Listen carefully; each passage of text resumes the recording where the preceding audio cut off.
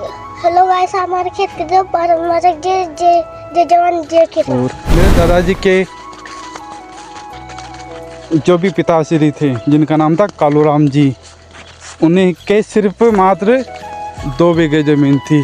उसके बाद में दादी ने मेहनत कर करके इतनी ज़मीन बनाई है। जय जवान भारत माता की, राम राम। आप हमारे इधर ट्यूबवेल और इधर नमक सत्तू और ये डिप्पी और ये इधर हमारा बनेगा। हाँ, और ये हम तो राम राम सा सभी को। मैं हितेश रोजा, आज के मेरे न्यू व्लॉग में आपका स्वागत है। मैं फ़िलहाल आपको मेरे खेत का टूर दूंगा और मैं फ़िलहाल मॉर्निंग में सुबह पहले लगभग 8 साढ़े 8 बज रहे हैं और मैं फ़िलहाल मेरे फार्म हाउस पर हूँ और इधर ये मेरा फार्म हाउस है। बने रहिए मेरे आज के पूरे व्लॉग में। मैं आपको आज मेरे पूरे सारे खेतों का टूर दूंगा और आपको दिखाऊंगा मेरे गांव का माहौल, मेरे खेतों का माहौल, मेरे क्या क्या फसलें वो रखी है सभी। तो बस गांव का तो मज़ा ही अलग है। गांव में जो सुकून है ना, बस उसका मैं जिक्र नहीं कर सकता। शहर की चकाचौंधों से मेरे गांव का मौसम देखो, और शायरी मेरे को ज़्यादा आती भी नहीं है, और यहाँ का व्यू देखो पहला आप। और ये किस का पौधा है कमेंट करके बताना, ये भी मेरे को पता नहीं है किस चीज़ का पौधा है। कितने प्यारे शानदार फूल आ रहे हैं।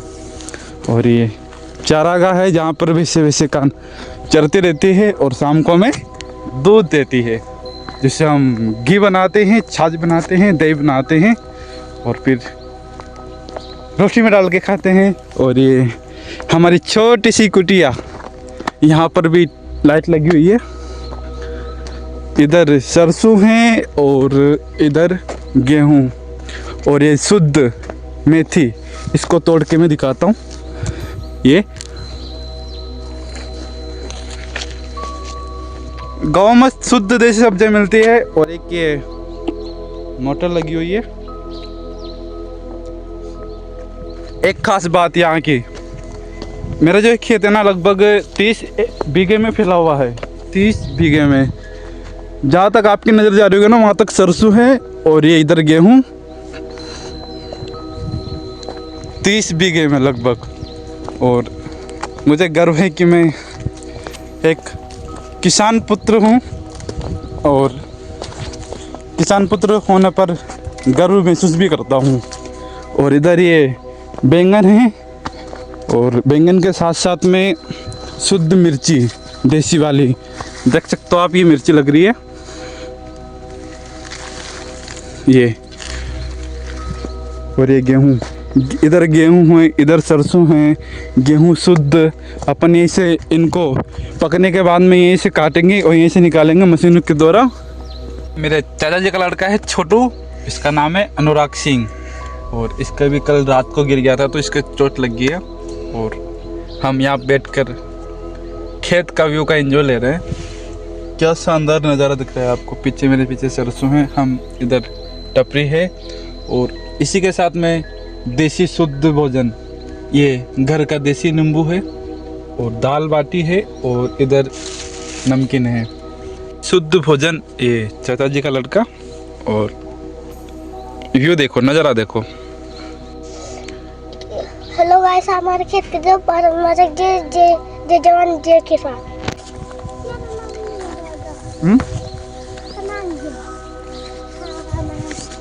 गौ मत बता दे बेटा, गौ मत बचा।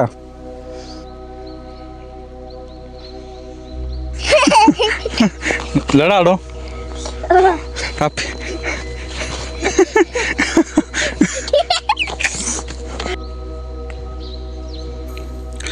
गेहूं सरसों,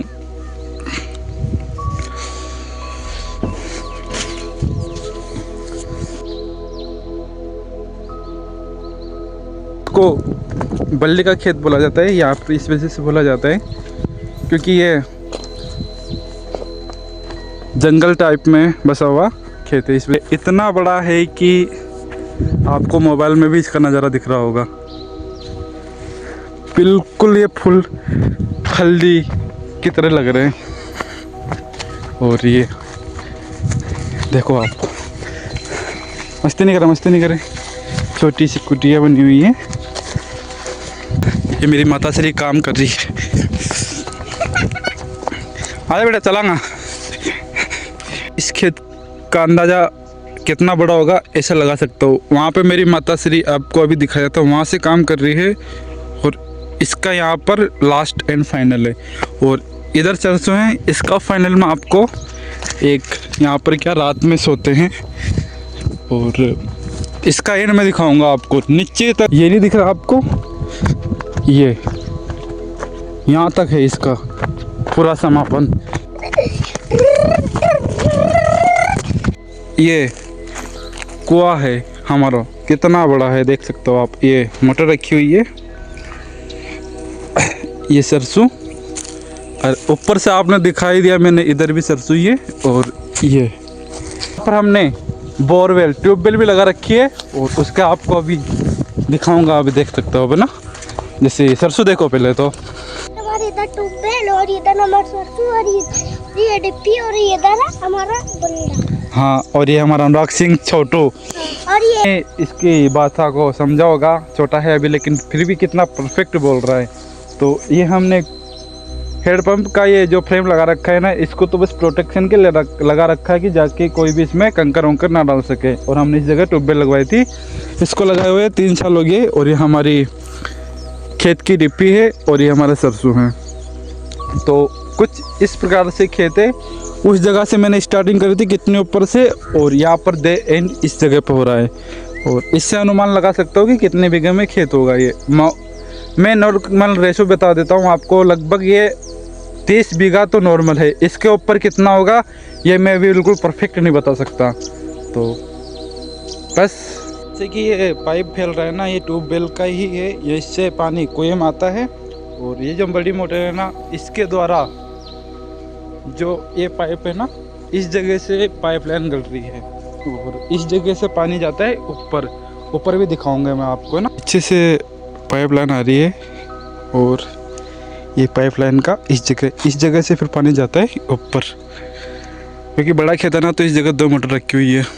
और ये पूरा खेत का नज़ारा जी, सबसे बड़ा खेत है हमारा। और अब मैं दूसरी लोकेशन पर जा रहा हूँ, दूसरे खेत पर। 2, 3, 4, 5 भैंसे, और ये पूरा खेत। दूसरी लोकेशन पर निकल रहा हूँ। ये हमारा छोटा व्लॉगर और हम बड़ा व्लॉगर काम कर रही है। और ऊपर भी मेरी मम्मी। जय जवान, जय किसान, जय जवान, जय किसान, जय जवान, जय किसान, भारत माता के राम राम। मेरी दूसरी लोकेशन है मेरे दूसरे खेत की। और ये जो खेत दिख रहा है ना आपको, इसमें देसी लहसुन बो रखी है, और इधर है जो कि ऊटी लहसुन है। और ये 1 बीघे का खेत है, इसको बोलते हैं तेलिको कुआ और तेलिको का खेत।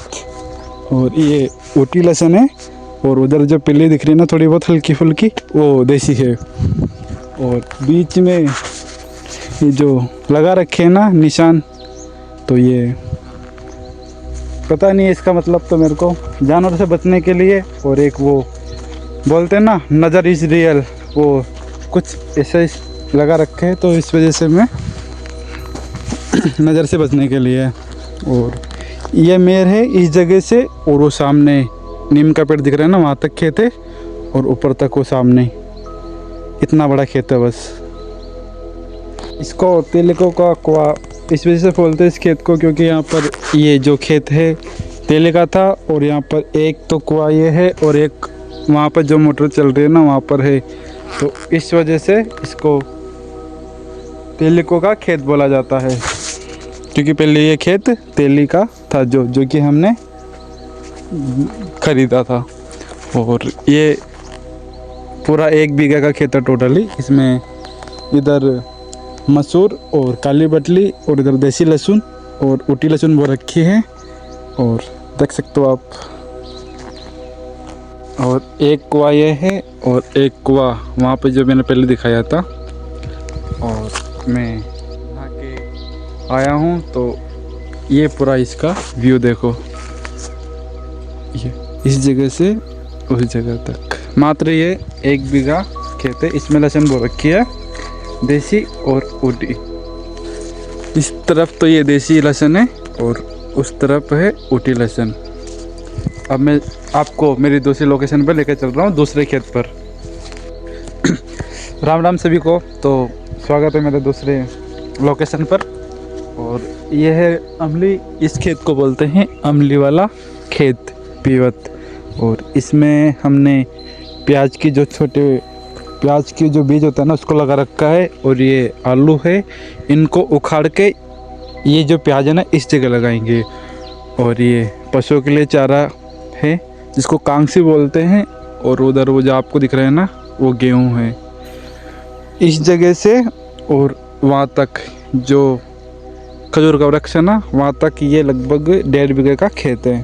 और ये इमली होने के कारण इसको अमली वाला खेत और पीवत बोला जाता है।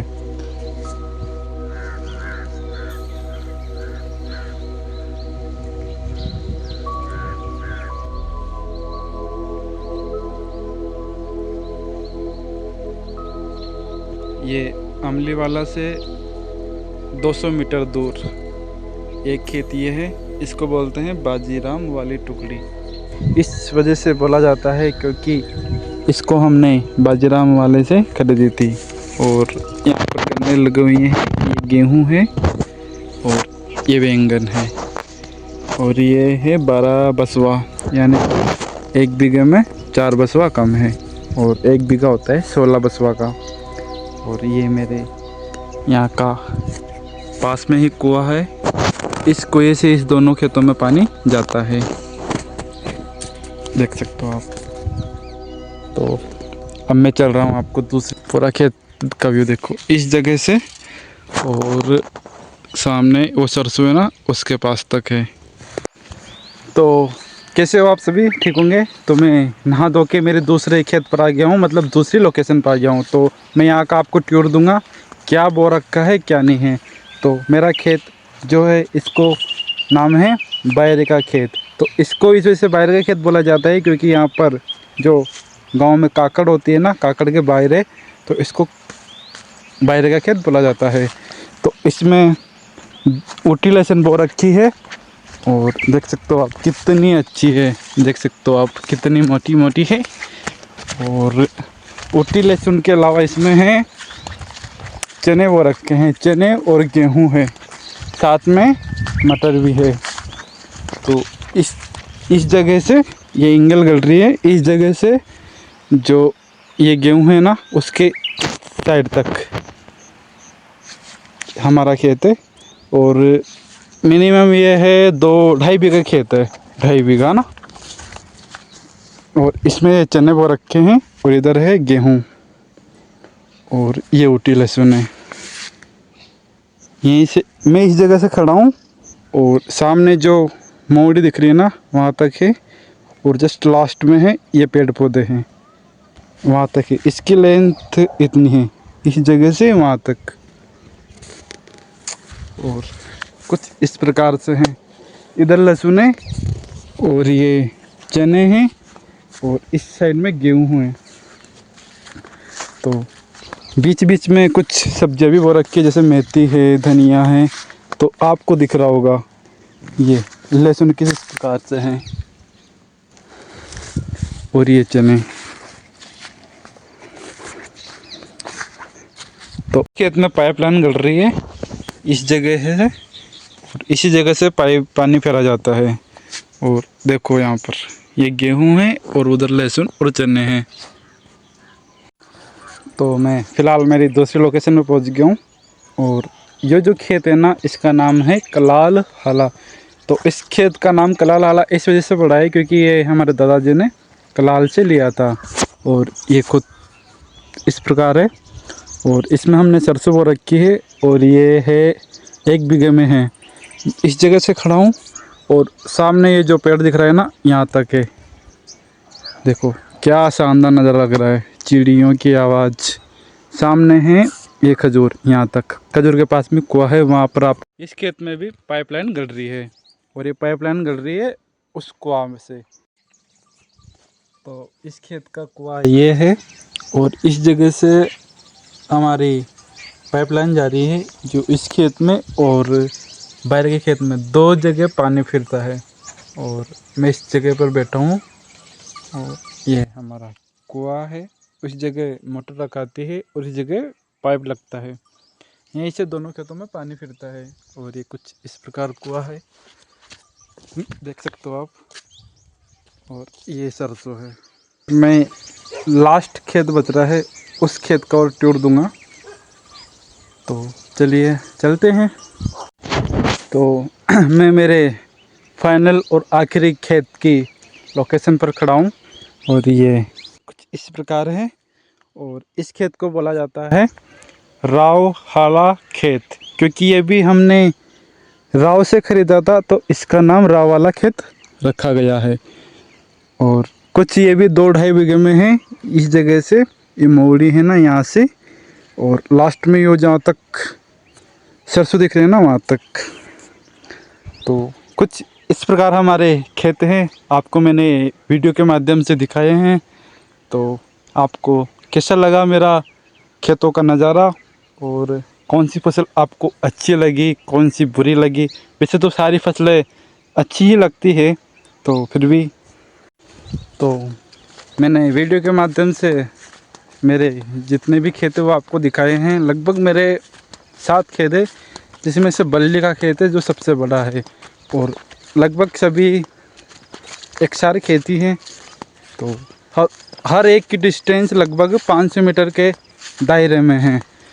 तो ये जो खेत था वो लास्ट खेत था, मैंने लास्ट लोकेशन पे दिखाया है। और अगर अच्छा लगे तो सब्सक्राइब करना, लाइक करना, कमेंट करना। ये मेरे दादी एंड मेरे दादाजी और मेरे पिताश्री, मेरे अंकल जी और मेरी माताश्री और मेरी काकी, इन सभी की मेहनत से इतनी बड़ी संख्या में जो भी खेत खड़े हुए हैं, इन्हीं की मेहनत से आज इतनी ज़मीन है।